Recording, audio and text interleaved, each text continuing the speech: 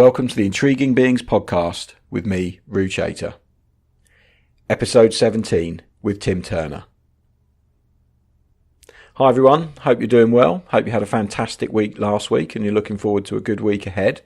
I'm back once again. It's Monday. I'm getting back into the swing of these a little bit more regularly after the festive break when I took a week off.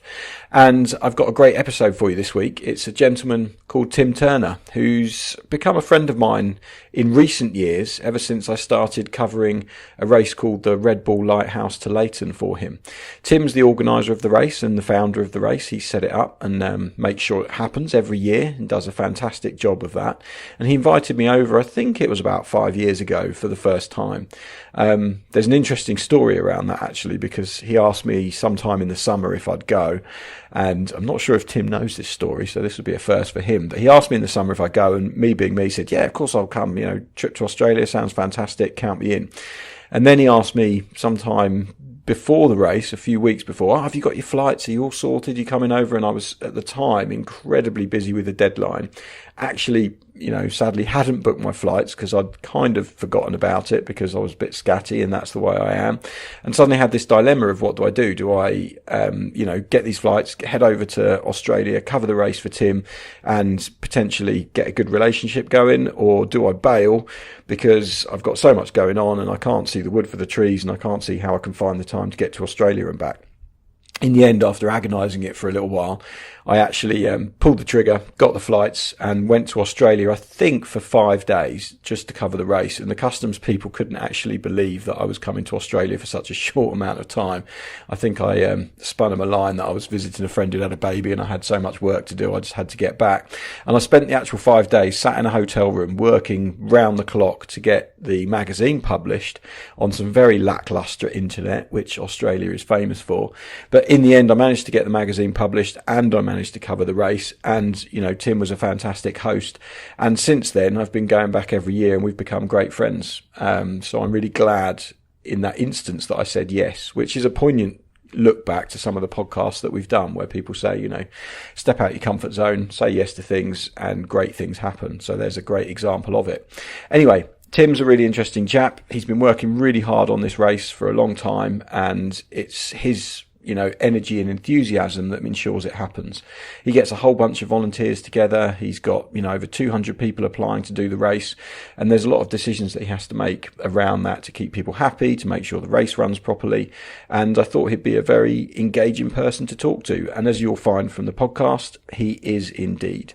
So without any more waffle from me, let's get into this week's episode. Today, I am sat with a gentleman called Tim Turner.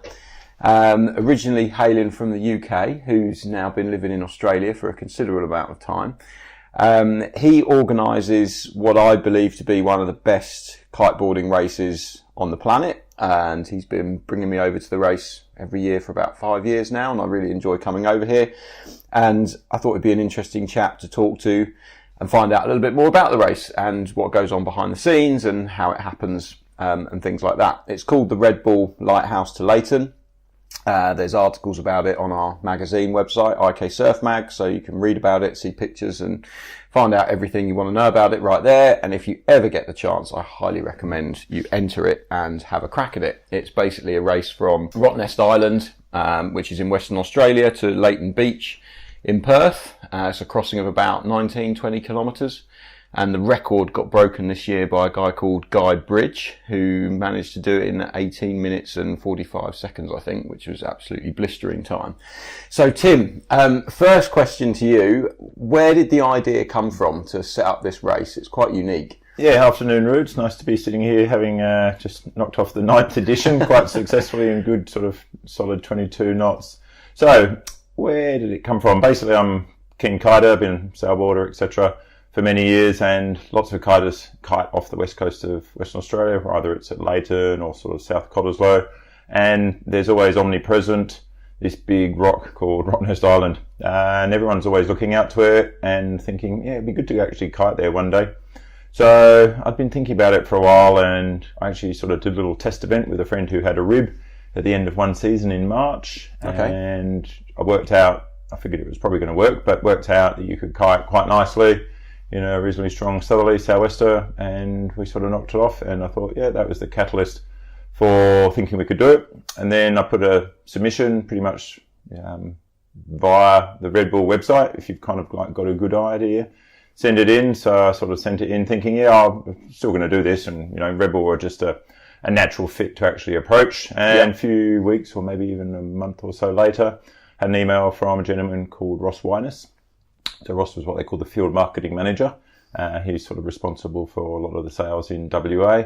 He said, yep, love to come and have a chat. And the more I got to know Ross, the more I had sort of full confidence in what Red Bull were interested in doing. And he'd actually put as part, I think, of his submission to get the role with Red Bull, that he wanted to put on a pretty kicking kiteboard race. So here I was sort of delivering the concept, and my sort of background's strategy, sales and marketing. So we had a reasonably good business plan, and it kind of evolved from there. So really it was a desire to race, a desire to see if I could be the fastest, which clearly I never was, although I was in Namibia, but that's another story. And it rolled on from there, really. Okay, so that's quite an interesting idea that you kind of had this concept. When you first tried it, what kite did you take over there? What gear did you use? Did you sort of... It would have just been an 11, probably 12 metre Carina, not a switchblade, a crossbow in the early days. And just, twin tip and just scoot across. And how was the first crossing? Good fun? Yeah, it was exciting. You felt like it was sort of a little bit groundbreaking. It wasn't the classic sort of summer sea breeze day. It was a bit sort of wintry, even though it was sort of more the end of summer that time. Yep. Had like my own little private rib, so I was escorted, safe at all times. Anyone else with you, or just solo on that first No, run? I had a chick friend of mine and a mate of mine who drove powerboats. So It was just the three of us. We went and had lunch at the pub. Said, let's go and do this. And people can kite on Rottnest as well, can't they, if they want to for the day or whatever? Yep, absolutely, and certainly encouraging people to do that. Rottnest, who are one of our supporters of our race, they're really keen to see more people kiting there. I mean, you can skydive there as well, and they've thrown a whole heap of money at sort of ecotourism. So yeah, it's a real aquatic playground. Yeah. But historically in the past, it's probably been thought of more as a sort of beachside family holiday, or if you've got a nice yacht, you go and park up over there. But certainly the paradigm's shifting, and more people are going over there to surf. Yep. It's probably one of the best surfing spots in the metropolitan area. It's just that you need a boat to get there, so... Makes it a bit tricky to reach. It can be. And what about the legalities of it? I was chatting to someone yesterday, and they basically said that, WAXA, which is the Western Australian Kite Surfing Association, had been looking at doing something like the race, but they'd never managed to get the permissions for it and never managed to sort of open those doors. How did you go about getting, the permissions to run a race like that? For sure. So a friend of mine, Marnie, her dad was actually the general manager of Royal Lifesaving. Okay. So, I was sort of youngish then, entrepreneur, came up with the idea, had a chat to Royal Lifesaving. So they're like a semi-government style body. So I kind of partnered with them in the first year and have partnered with them every year since.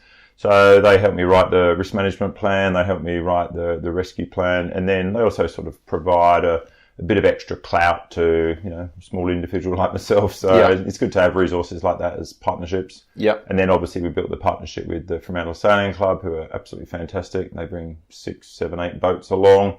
And then obviously partnering now, well, as we always have done, with Kiteboarding Western Australia, which used to be WAXA.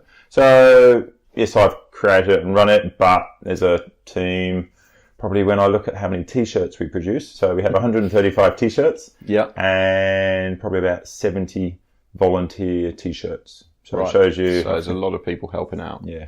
That's pretty huge. And did you have to approach local government or anything like that to say, can we run this race? And was that difficult? Yep, so the main people we get authorities from are the Department of Transport, so Marine Safety. So because it's a shipping lane, right, that you're crossing, so there's an element of danger there, I guess. Absolutely. So the shipping lane is actually quite narrow, so it's about 500 metres, so that's where the big ships can only go up and down. You wouldn't necessarily know it looking from the shore. You think they just cruise up and down what's called gauge roads, which is the ocean between basically the coast and Rottnest, but there's a distinct shipping channel. It's about 500, maybe 700 metres wide, so really quite narrow. So, to get 130 people over that successfully is what we need to do. So we get approval from Fremantle Port Authority as well, City of Fremantle, and then obviously the Rottnest Island Authority. So there's sort of 6 different regulatory bodies. That's quite a lot of paperwork, I'd imagine, and quite a lot of chatting to make that happen.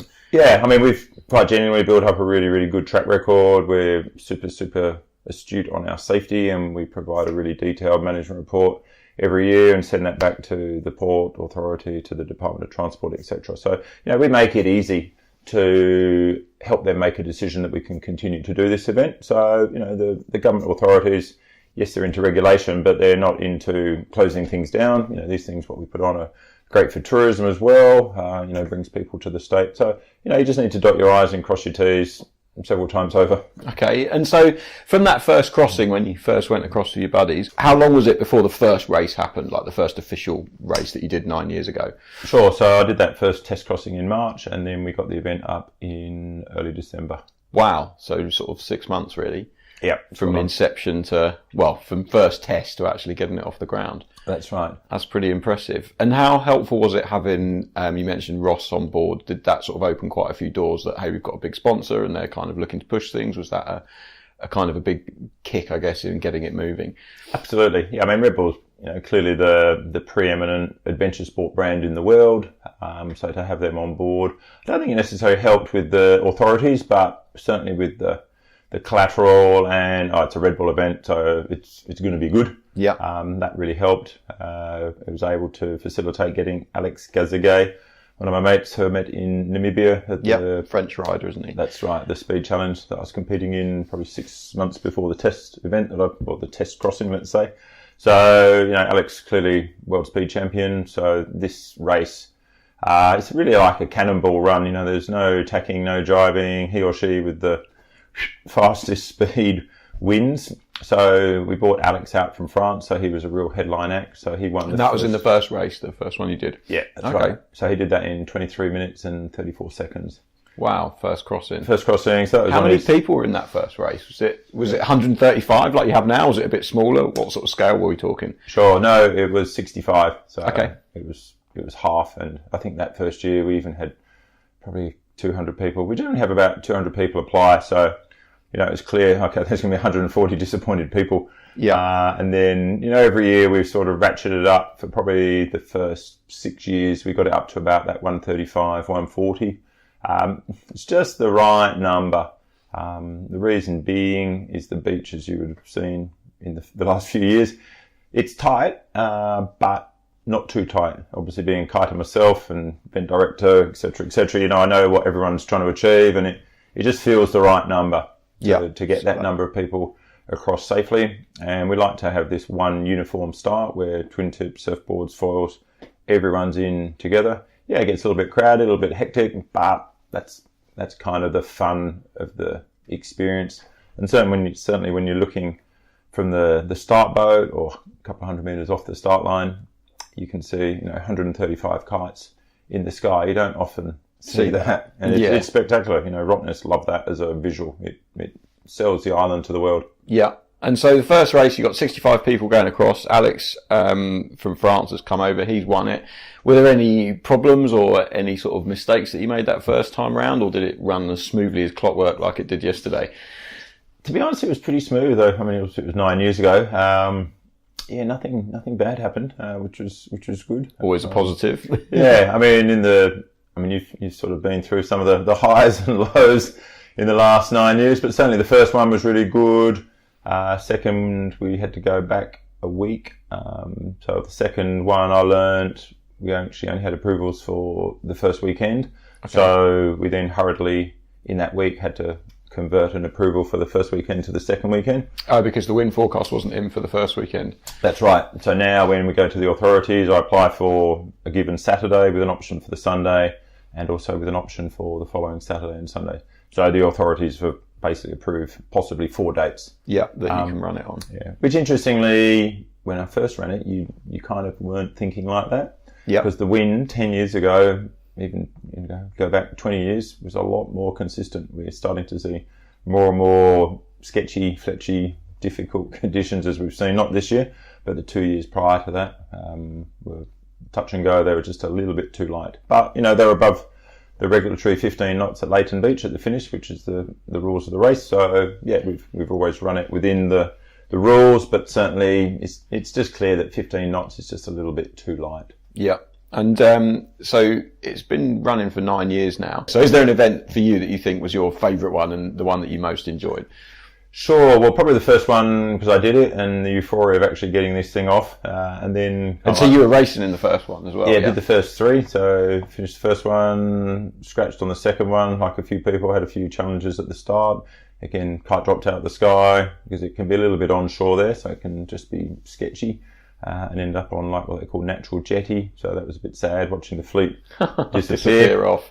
And then obviously the third year, it's like, well, I've got to make good off the back of that one, which I did, and I've still got some really cool pictures of a couple of my good kite mates at the finish, so that was really great. I think probably, let's say the first, and then the year Nico Paglier won, I think that changed the paradigm of the race because he was just so incredibly fast. He was doing like 70 knots, similar to like what Guy was doing yesterday. So to go and see what Guy achieved yesterday was, again, spectacular. You just can't believe the speed that people are doing on foils, and the fact that I'm sitting on a Naiad, which is like a 24-foot power boat with a 350 or 400 horsepower engine, and effectively we can't keep up.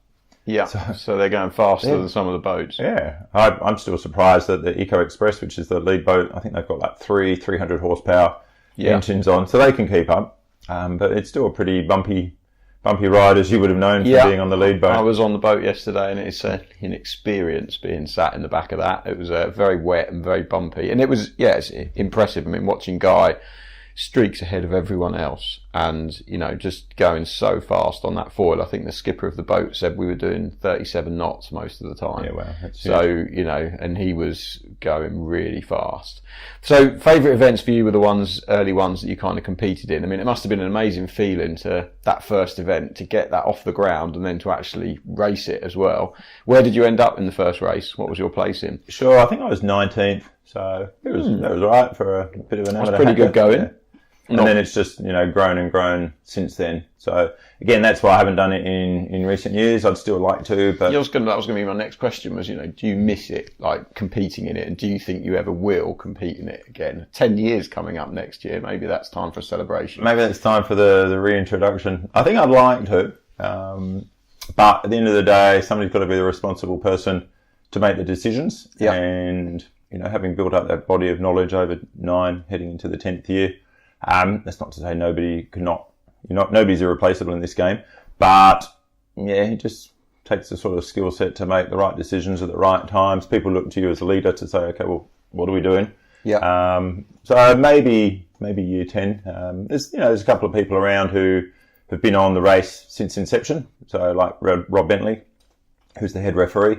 So I've always had Rob involved as the impartial judge. So if anyone's had to be disqualified or talking to in a bad way because, basically they need to be disqualified, I've moved that out of my mantle as the event director. So that's Rob's role. So I'm always happy to make hard decisions and do that, many times during the working week and the year. But Rob being the judge or the chief judge, it's just a nice separation between the organiser and the judge. Yeah, so it gives you that opportunity to not be the bad guy going, you've been disqualified. That's exactly right. And so in recent years, I mean, the race has certainly changed. I remember last year, the amount of international competitors was huge. And this year, there were still quite a few international competitors, but the high-level top racers, there weren't so many of them. What was the reason behind that? What's been going on? What's the reason? I think probably there have been a lot of competitions globally. Yeah.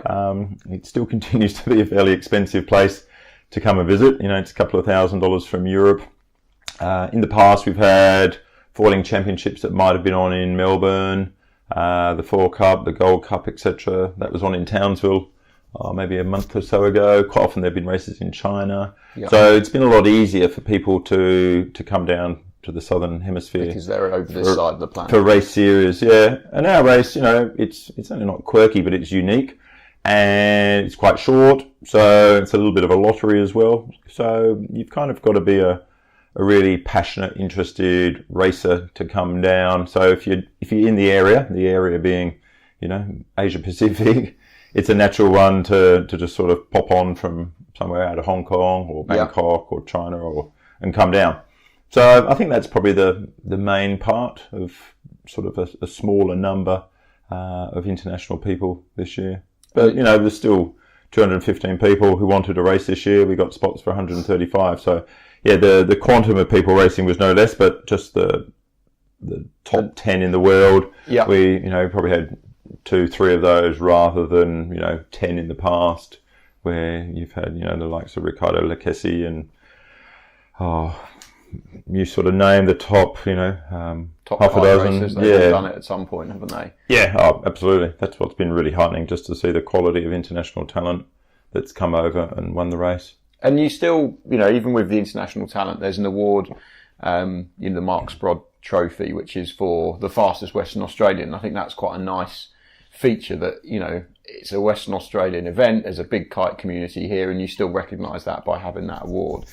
How did that come about? What was the thinking behind that? Because I know Mark sadly passed away.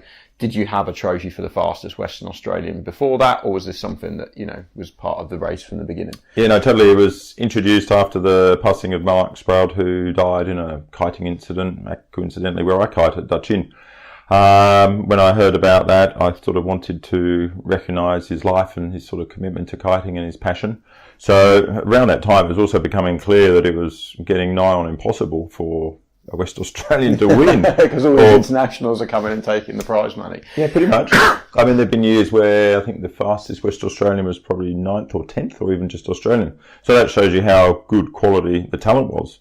So it kind of made sense to actually recognise, well, who's the fastest local? And to qualify as a local, you basically need to, my rules are, you generally reside in Western Australia or a member of Kiteboarding Western Australia. Okay, and so then you can race for that trophy. And talking of trophies, I mean, they're probably some of the most impressive trophies that I've ever seen. And I know, speaking to Steph Bridge, who's won her fair share of trophies, they're pretty amazing.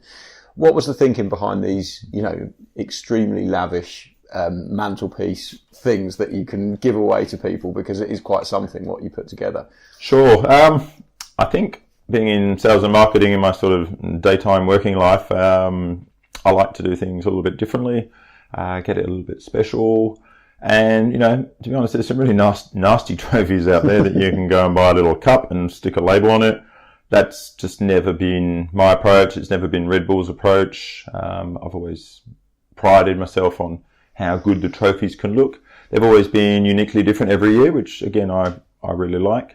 We followed the theme this year with the sort of glass and the acrylic with sort of like laser cut timber, featuring heavily Rottnest Island, because again, they've been fantastic over the years and continue to throw a little bit of money at it, but more importantly, throw the support behind using the island. So kind of without the island, well, I don't know where we'd be kiting from, to be honest. Well, the race probably wouldn't exist, I guess. Probably wouldn't exist. Do you have quite a lot of, what's the sort of time frame that you have to put into it? Because you work a full-time day job as well. So this isn't your job, so to speak. This is just something you do from pure passion. How much, time are you having to invest to get this thing off the ground each year? Sure, it doesn't take too much time for probably 6 to 8 months of the year. And then come probably June, July, you're doing little bits and pieces on it. Not every night, but, a couple of nights a week for a couple of hours here and there. And then probably October, November, it starts to sort of crank up. It kind of goes in real peaks. So getting the website, okay, we've got to get, more to the point, we've got to get all the approvals in. So get the approvals in, okay, well, that's good. And then get the website up and running. So generally it's a recut of the year before because it works. It doesn't need to be changed. So it's really updating. So get that up and running. Then it goes quiet again. In the past, we've had a bit of a ballot for many years. This year, just for a variety of reasons, we dispensed with the ballot, and pretty much 90% of the foilers and surfboards got in because we didn't have as many apply there. And then we probably had about 100 twin tippers apply. So we were going on, you needed to put a bit of information in around how good you were, why you wanted to do the race. And I was going to sort of rank it on who had the best story they wanted to race. But what happened there was that everyone had a good story, and it was too hard to go, well, Rue's got a great story there, Bob's not so good story. So I basically had to go, well, look, I've got to create my own ballot, 1, 3, 5. So if you were odd number this year, you got in. Okay, because that's another big story about the event. You've got, over 200 people entering, only 135 places, and one of the sort of common themes when I speak to people on the beach and at Rottnest and when we're on the ferry is like they're so pleased that they got a place, and you don't always get a place. So how hard is it to make those decisions, or do you just, like you said, go with the numbers and that's it, you don't worry about it? Do you get anyone phoning you up and giving you a sob story and saying, please let me in? Oh, every year. As soon as the notification's gone out, I would have 10 emails, like people saying, please, please, please, can you put me on the reserve list? So it kind of works because, whilst we allocate all the spots out, there's normally 10, 15% stuff's happening, they can't get their act together, or they've gone away for work. So if you really, really want to do it, you'll, 9 times out of 10 will find a spot. Yeah. So doesn't mean a blanket rule. Everyone email me next October. Just open up your inbox to some mega abuse there, Tim, with everyone getting involved and wanting to have a chat about it. And what do you think? I know in my mind what I think makes the event so successful, and I'll come on to that in a minute. But what do you think makes the event so successful? Oh, I think it's probably like a little winning formula. I think that we can choose a date and a time, and every year we've managed to do it, so that works. It's not always been on the first night, but we've never not run the race in 9 years. So the fact that we can choose a date and a time and we can make it happen, we're very, very lucky living in Western Australia for a variety of reasons, but we get typically great wind, so it's a cool place to kite. Great trophies, great vibe. Everyone's really, really friendly.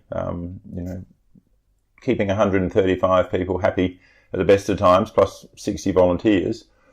I didn't hear one complaint yesterday. So it's kind of like a little winning formula, which is like baking a cake, to use an analogy. You put everything in and it worked. So like yesterday, I was pretty sort of cruisy all the day, just because you could see the wind was going to work. Everything was lined up. Rescue boats, all good. The support we get from Fremantle, Tim and Rob and the Start crews, that's working. Volunteers, the Waxer or KWA, people are on the beach. There wasn't too much, relatively speaking, that could go wrong that you could control. There's obviously, once the race starts, that's beyond my control. So, if a couple of people got tangled, but that's got nothing to do with me, that's their challenge and that's fine. And it just works. So it's kind of like a winning formula that just everyone has such a cracking good day, from the volunteers to the people competing. So it's just being part of something. So, we often had a good fortune to talk to Bill Ty, who I know you've done a podcast with, and, he's a, multi-gazillionaire VC guy, but part of that as an aside, he's very much into building communities. And we were talking about that at the Tech Fest at Rottnest earlier this week. So what we've got here is a really strong community. And I think people like being part of that. They like being involved, and it's no fun just doing stuff on your own. Yeah. So that's why it's so good. I think it's a community race, and everyone can be involved, and everyone gets a time. So you can go, I was only 5 minutes behind Guy. Yeah. But sadly, 5 minutes behind Guy is like 5 kilometres. Yeah. Which 5 minutes is not far. So that's kind of, I think, what excites people. It's like, how much faster can I go? It's like anyone who's on Strava. I know you are. Yeah. How much faster can I go this year or this week? Yeah. So you can sort of gauge it. I mean, I think one of the things I take away from the event every year is just how happy everyone is. Yeah. It's just like you're on the beach and there's 135 super stoked kiters. All the volunteers are smiling and, can't do enough to help you. And you've got some amazing people around the event.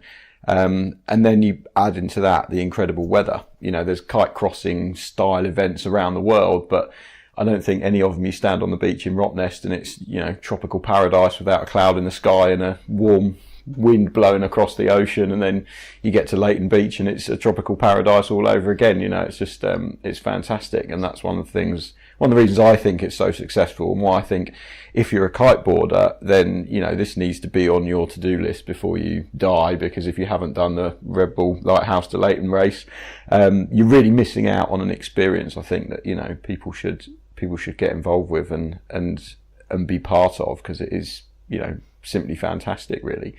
Have you ever had any, major mishaps over the years, or has there ever been, a nightmare scenario? I mean, I know last year we were doing the briefing and the flags weren't even moving, so there must be some experiences along the way that have pushed your patience, I guess, or pushed your decision-making powers. Yeah, I've probably one that sings out as more anecdotal, and then the two that have sort of pushed my patience. So certainly There's a lovely gentleman in Perth called Dale Stanton, and Dale's actually won the event and continues to feature really well.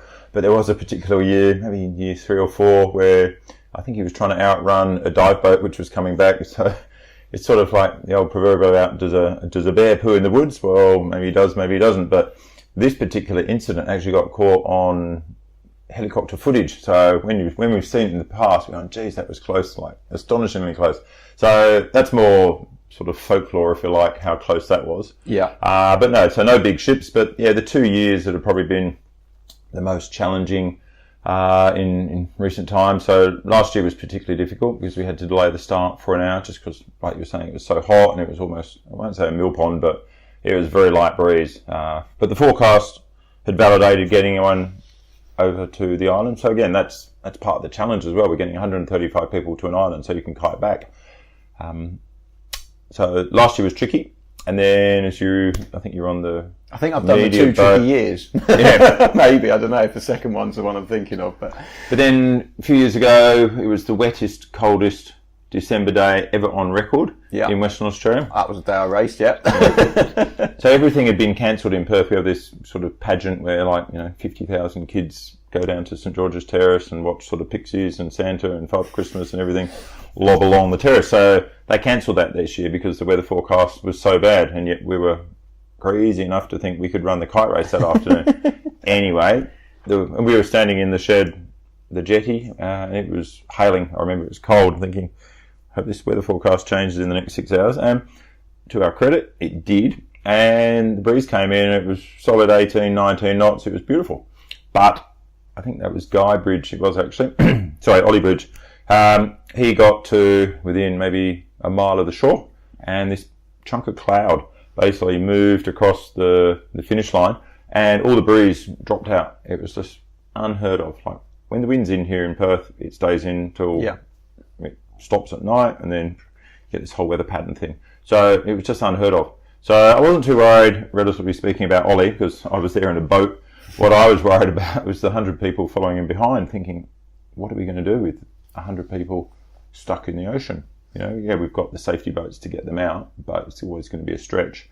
So anyway, the cloud moved on, the wind continued to fill in from behind, and because the Bridge family is so fast, everyone else was like 10 minutes behind this wind hole. So by the time they'd sort of moved into that area, the wind had picked up. But there's still a little picture of a dozen kites, maybe even a couple more, just sort of floating around the finish line. I was in that group, yeah, I remember it well. And then the wind picked up, and even that day when, not that people would have flamed me, but when people could have been, oh, that was horrible, that was terrible, there was genuinely no negative feedback because it had been such a good crossing for the vast majority of people. And then when the wind did pick up and most people were able to sort of kite to safety and get across. So, when it's even in the, what they say, out of adversity comes opportunity. Yeah. So that was the year Peter McEwen won. So it was great to have a West Australian win again, amongst a pretty hotshot international field.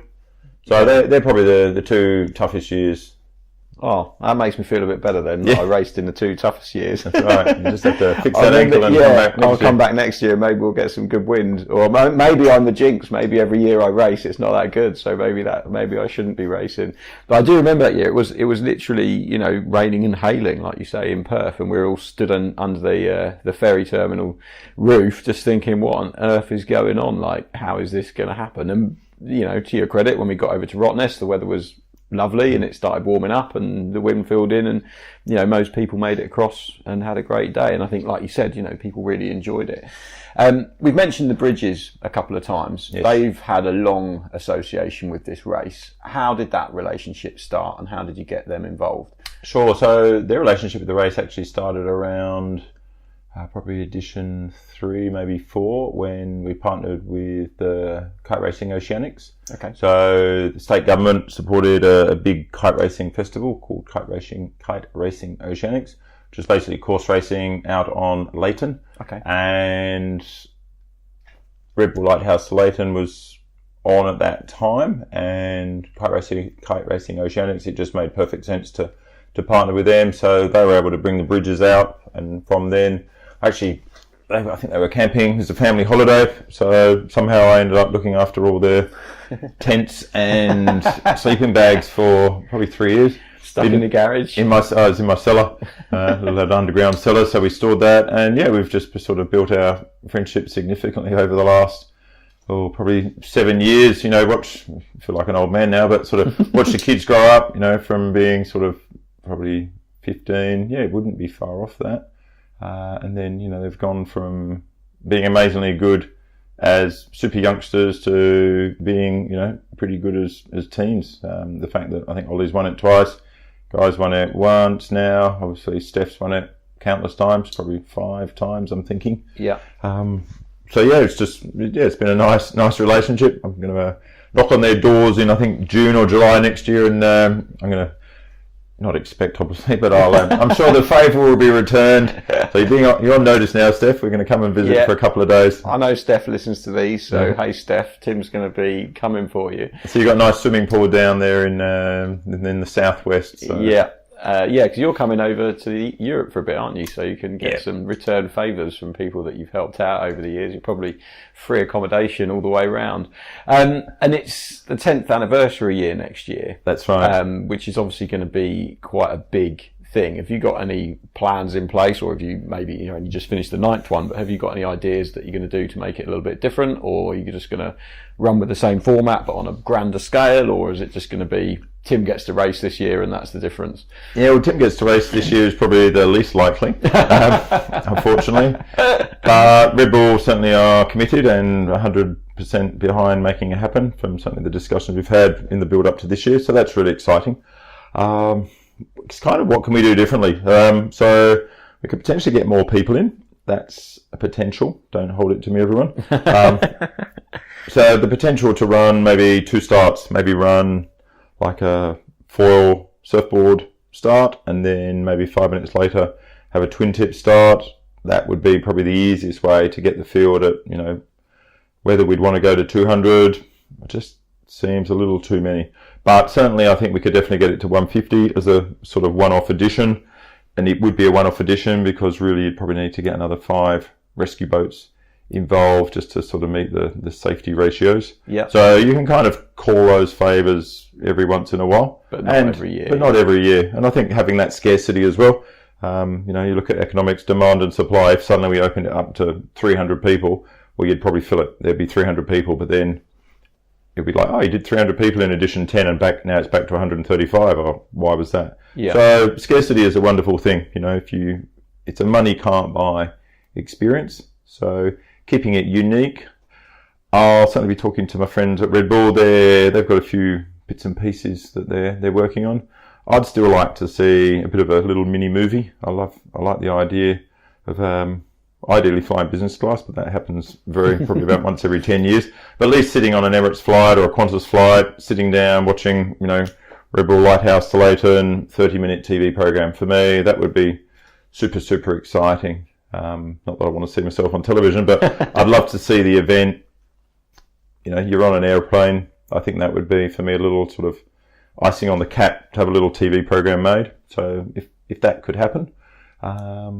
Anyone listening with a TV production company? Involved? There's a story right there for you, isn't absolutely. And, you know, we've mentioned the sort of scarcity of it and the lottery of getting in and everything like that. And just in that last sentence, you said it's like a money can't buy experience. You know, it's not just the race, is it? It's a whole day out that people are experiencing. So what does it give people, I guess? Sure. I mean, it's probably even more than that. It's probably a focus for many people, certainly the people who are serious about it, or even the people who are 50% of the field who are serious about trying to do as well as possible.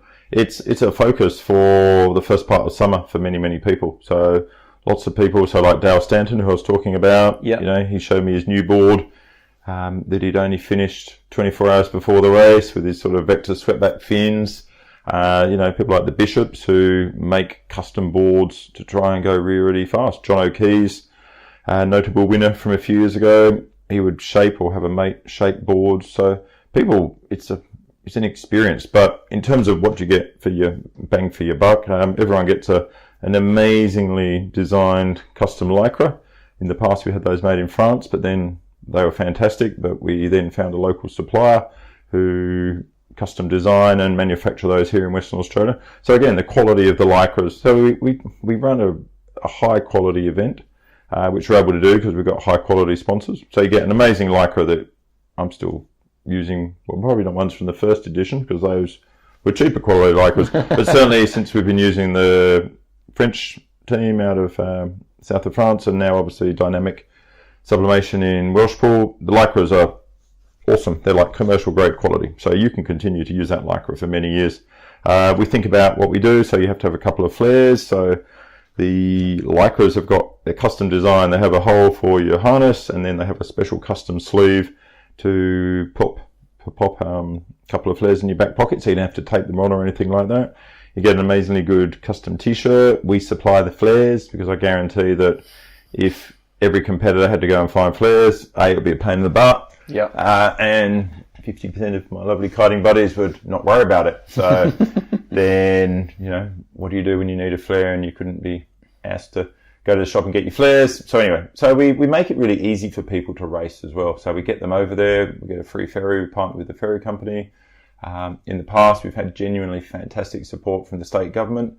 They weren't on board this year. The reason a few people have said, well, what happened to tourism? So we used to be their smallest big event.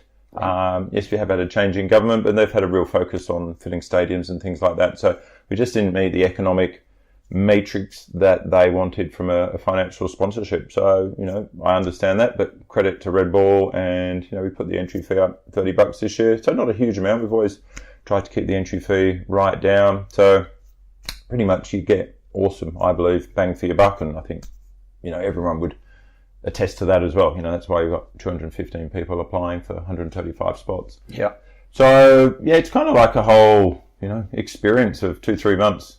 And yeah, good after party with the awesome people at Fremantle Sailing Club afterwards. So we were there till about 10:30, 11 o'clock at night. Maybe that's why I'm a bit croaky today. It's all right. I spent most of the day being horizontal, but that's because of my bad ankle and I've been resting it. That's what I'm claiming. And you've mentioned tourism, Western Australia there. I know they've supported the event in the past. Are you hoping to try and renew that relationship moving forwards? Do you think they might change their attitude to the smallest big event? Or are they kind of set in their mindset at the moment? Yeah, I think so. I think once they see a lot of the photography and the images, and again, just a bit more flexibility, I think they'll probably have a reassessment, or I hope they will.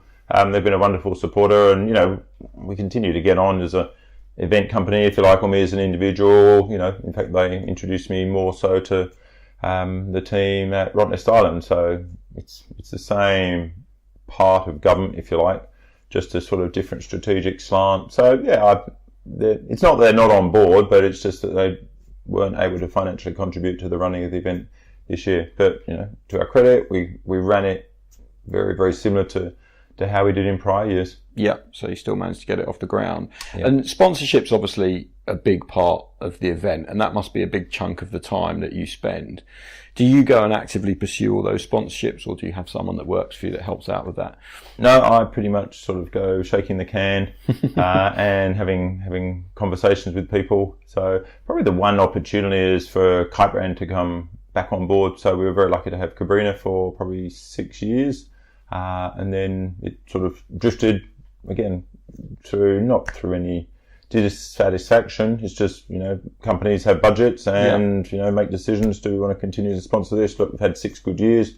So there's an opportunity for a refresh of a kite brand. So if there's any wealthy kite manufacturers out there that would love to be involved, next year is probably going to be the biggest and best. So yeah, a good time to get on the bandwagon. But yeah, we're fortunate to get great sponsorship from Red Bull, a little bit of support financially, but in the big picture, a huge amount of support from Rottnest Island themselves. And then, competitors as well paying, $195, including GST. So that's, $170 from them to actually contribute to the running of the event. So, the lycras are $55, $60, t-shirts, $30, $35. Now paying the ferry fees over, or a fair chunk of them, that's $30. So it all adds up at every little component part. Flares are $15 each. But yes, you get, 2-3 years life out of them. So this year was actually the first year I didn't have to buy any flares, which was great. Have you ever had anyone set off a flare? Probably twice. Oh, really? So that's pretty good. That's pretty amazing, isn't it? Well, I'm surprised that anyone would. I mean, I guess, you know, I remember when my dad learned to windsurf and he had a pack of flares with him because it was way back in the 80s. And, you know, the life-saving sort of situations weren't around in the winter in those times. So, you know, I can't imagine a situation where I'd ever end up letting off a flare because there's so many boats around and there's so many kiters around. It's kind of hard to be seen. But a couple of people actually did. That's quite impressive. Who was it? Or, you know, what was the situation? I guess they were just... I just think they needed a rescue and they felt they hadn't been seen. Yeah. But when you kind of do the maths, you know, let's say 9 years, let's say 100 people, you know, so we've had roughly, even if you said 800 people kite across. Two flares. It's pretty good. It's pretty great, to be honest. It's testament to the quality of the rescue guys that they've found people. Yeah. You know, that's the other thing I was going to ask about is the safety aspect of it, because it's, I remember the first year I came over, not funniest, I guess, but yeah, possibly the most comical aspect for me was I'd never been to a race briefing where sharks were talked about, and there was a whole process of what would happen if sharks were spotted, and, you know, if you were halfway across, then whether you went back to Rottnest or you carried on, and how people got out of the water. But there's a huge safety aspect to this, because obviously, you know, you're not just letting loose 135 people. How do you go about, you know, dealing with that and working with those people and putting those procedures in place so that you know you've got a safe race? Yep, so we basically have a risk assessment. So we create a risk management plan, which looks at all what can possibly go wrong.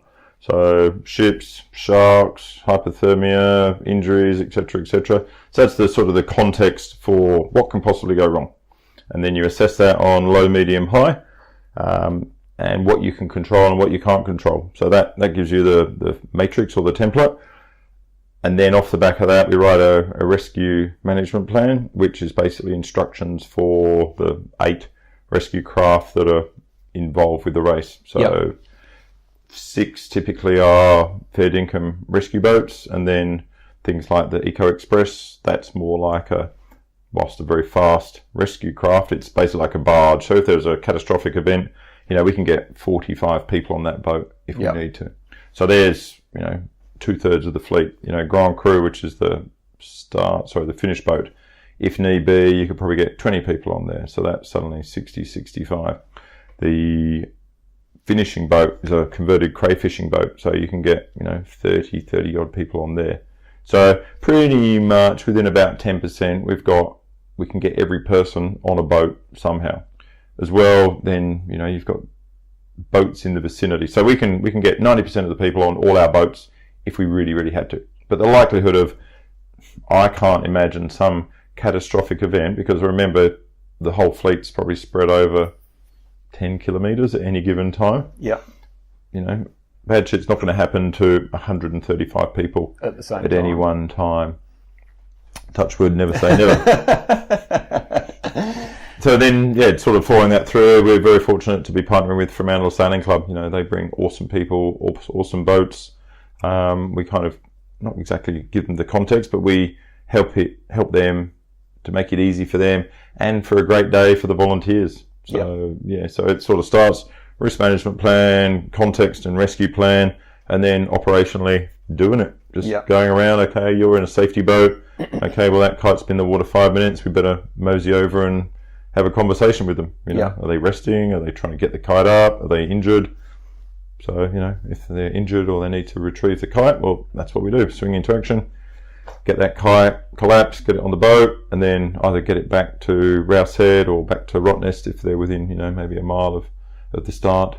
And this year you had the rescue instructions printed on the lycras, didn't you? Which was that's a new addition. Yeah, absolutely. I think that was really cool. Just put the context there on your arms. So we had the lycra. So on the right we had safety messages, like 6 safety messages, and then on the left it had 6 rescue messages. So if you needed to be rescued, you kind of could actually remind yourself what you needed to do. You know, people in emergency situations can panic. So if anyone did, which thankfully nobody did, but it was there to go, okay, well, don't panic, collapse my lines, wind them up, stay in the flotation of the kite. Don't collapse your kite, because it's a lot easier to see a 10, 15 metre kite than it is just to see a floating person in the water.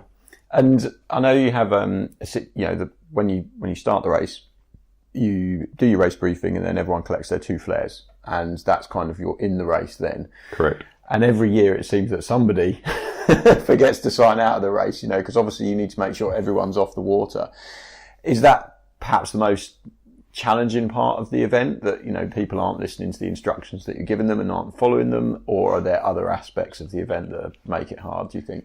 Oh, kind of like $1 million question. It's perplexing at the end where people are not coming in to sign in. It's just probably a bit of a latency on people's part, and also not sort of recognising a whole heap of other stuff that's going on. We're obviously keen to get everyone safe. So once people are safe, either on the boat, i.e. having been rescued, or they're on the beach, they're off the hook, if you like, from my perspective.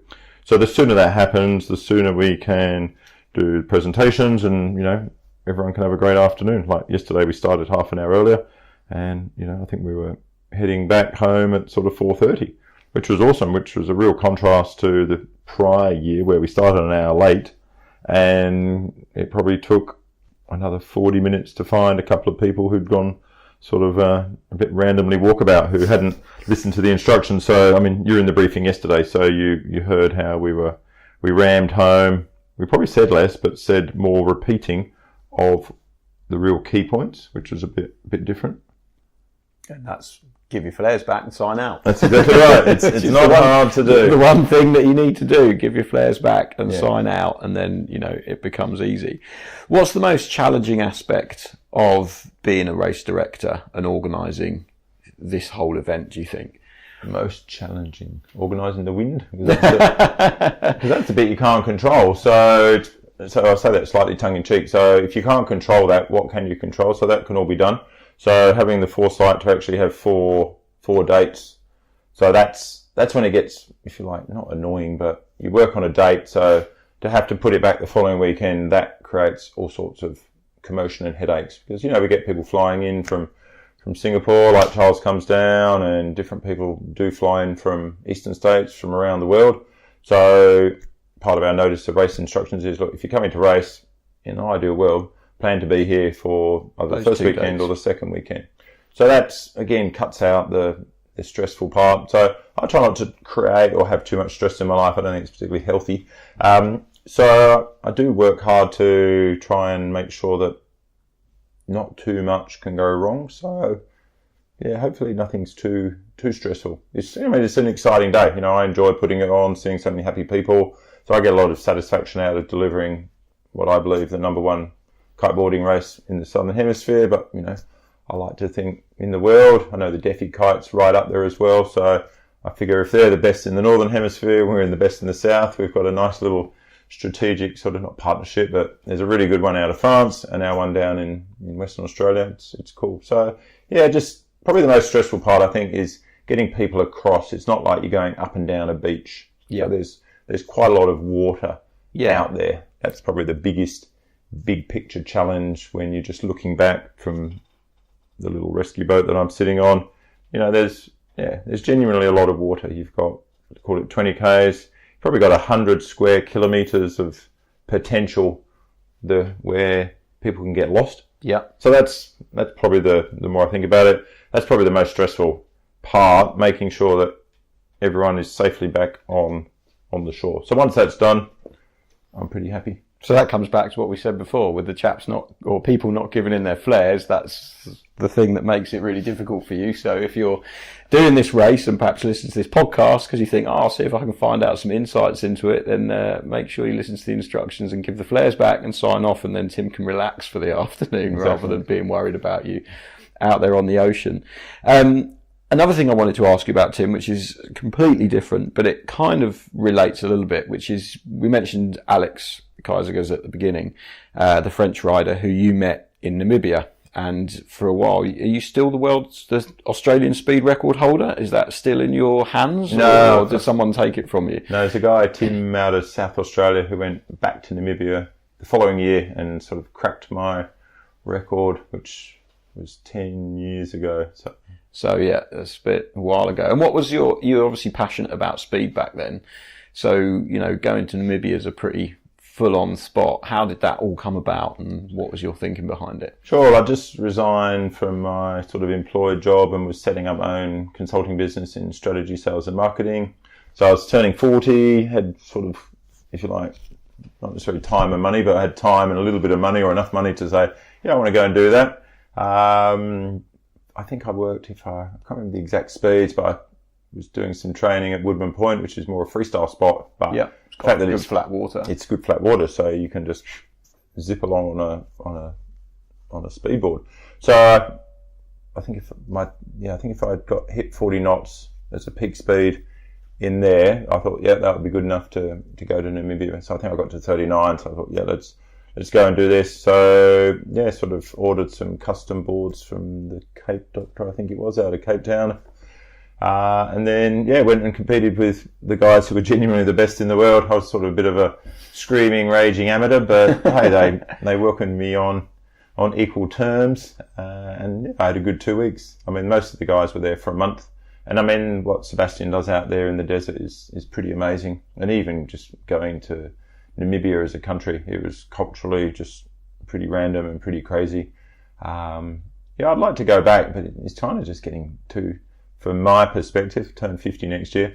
Not exactly dangerous, but you go, I'll stick with cycling and kiting. But I guess my message is, if you get an opportunity to do things uniquely different, go and do them. Not that it's important, but I've got the certificate on the wall in the garage that we did have the Australian kite speed record, so that's something you'll take to the grave as kind of a cute little thing. So, it's like people winning Lighthouse to Leighton. When you look at the satisfaction and the sheer delight on the winners' faces yesterday, particularly some of the girls who just cock a hoop for winning. Oh, that was classic, wasn't it? I mean, they just couldn't believe it. Yeah. That was really funny. Yeah. And I guess, like you said, you've got that certificate, so that's always going to stay with you. That's right. Get the certificate, get the T-shirt. Get the T-shirt when you're there, keep the memories and keep hold of them. Tim, that's been really insightful, asking you a few questions about the race. If you're listening to this, then enter it. If you're listening to this and you have entered or you've done it in the past, then hopefully you'll find some of this stuff interesting and a bit of insight for you for next year's event. And let's look forward to 10 years of the Red Bull Lighthouse to Leighton, and maybe another 10. Absolutely. Crikey, we'll be old by then. Thanks for coming over. Cheers, Tim. Thank you very much for that. You're welcome. Excellent. There we have it. Episode 17, done and dusted. I really enjoyed listening back to that one. And thanks once again, Tim, for having me over to Australia and actually pushing me out of my comfort zone again this time, because I had the broken ankle and didn't really want to travel. But it was Tim that persuaded me that I could use special assistance at the airport, and having a broken ankle was no excuse not to go to Australia and cover the race. Anyway, bit of housekeeping. If you enjoyed that episode, then please give it a thumbs up, give it a like and a share on social media. Tell your friends about it down the pub. If you're feeling fruity, then why not give it a 5-star rating on the App Store? That's always hugely appreciated. But just help me spread the word, because obviously I can get these podcasts out so far, but if you can get them a little bit further by telling people about them, then that's even better. So the next episode will be going out on Monday. That episode will be uploaded from South Africa, which is where I'm going to be based for a little while. And I'm hoping to get some good content while I'm over there. Thanks very much for tuning in. You've been listening to Roo Chater and the Intriguing Beings podcast. Have a fantastic week.